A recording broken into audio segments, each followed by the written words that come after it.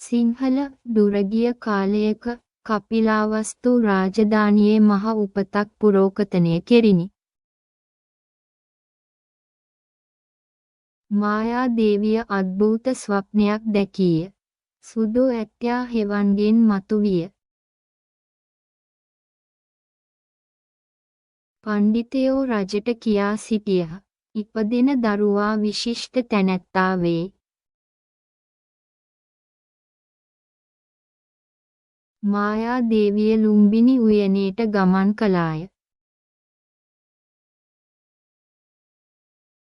එහිදී සිද්ධාර්ථ උපත ලැබීය. ලෝකය සංසුන් ප්‍රභාසවත් විය.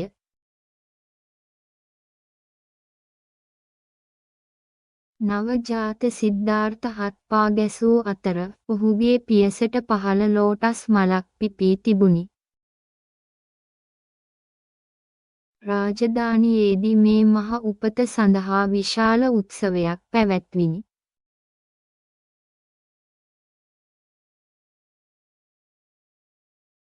ජ්‍යෝතිෂියා රජු වෙත කීය මේ ළමයා විශිෂ්ට රජෙක් හෝ පෞවතෙක් විය හැක.